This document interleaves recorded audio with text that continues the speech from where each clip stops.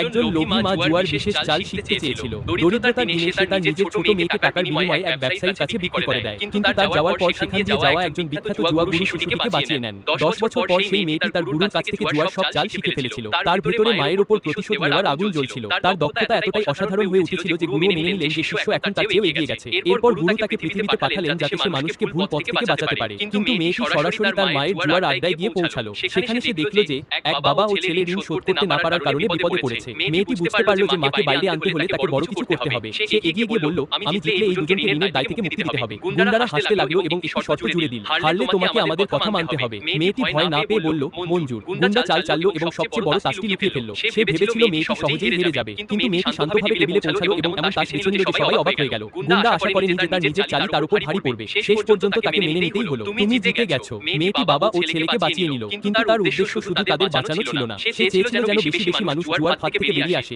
কারণ আজ এই পরিবারটি বেঁচেছে, আগামীকাল হয়তো অন্য কেউ হবে। এই কথাটি জুয়ার আড্ডার ম্যানেজার শুনে ফেলল। সে রাগান্বিত হলো কারণ মেয়েটি তাদের ব্যবসায় চ্যালেঞ্জ জানাচ্ছিল। মেয়েটি পকেট থেকে মাত্র 10 টাকা বের করে বলল, এই 10 টাকা দিয়েই আমি তোমাদের পুরো আড্ডাকে হারাতে পারি। সবাই হাসতে লাগলো। ম্যানেজার ভাবলো একে দ্রুত হারিয়ে আড্ডা থেকে বের করে দেবে। সে ছক্কার খেলা শুরু করলো। প্রথম বাজি থেকেই মেয়েটি সঠিক নম্বর বেছে নিল। তারপর দ্বিতীয়, তৃতীয় এবং দেখতে দেখতে তার 10 টাকা হাজারে পরিণত হলো। সবাই অবাক হয়ে গেল যে এই মেয়েটি প্রতিবার কিভাবে সঠিক বলছে। এরপর মেয়েটি তার সব টাকা এক বাজি ধরে লাগিয়ে দিল। সবাই বলল, তুমি কি পাগল হয়ে গেছো? এই বাজিতে জেতার সুযোগ খুবই কম। কিন্তু মেয়েটি একেবারে শান্ত ছিল। ছক্কা খোলা হলো এবং সবাই হতবাক হয়ে গেল। সে আবারও জিতে গেল। এখন সবাই বুঝতে পারলো যে এ সাধারণ কোনো মেয়ে নয়। পুরো জুয়ার আড্ডা তার পেছনে বাজি ধরতে শুরু করলো। ম্যানেজার বুঝতে পারলো যে এভাবে চলতে থাকলে তার পুরো আড্ডা ধ্বংস হয়ে যাবে। তাই সে নিজেই ময়দানে নামার সিদ্ধান্ত নিল। সবাই ভাবলো এবার মেয়েটি হেরে যাবে, কিন্তু আসলে মেয়েটি ইচ্ছা করেই তাকে জিততে দিচ্ছিল যাতে তার আত্মবিশ্বাস বেড়ে যায়। কিছুক্ষণ পর মেয়েটি ক্রমাগত হাঁটতে শুরু করলো। ম্যানেজার খুশি হয়ে গেল। সে ভাবলো এবার মেয়েটি ফাঁদে পড়ে গেছে। ঠিক তখনই মেয়েটি তার শেষ চালটি দিল। সে সব টাকা একটি বড় বাজি ধরে দিল। ম্যানেজারও তার সব কৌশল কাজে লাগালো, কিন্তু পাশা খোলার সাথে সাথে সবাই অবাক হয়ে গেল।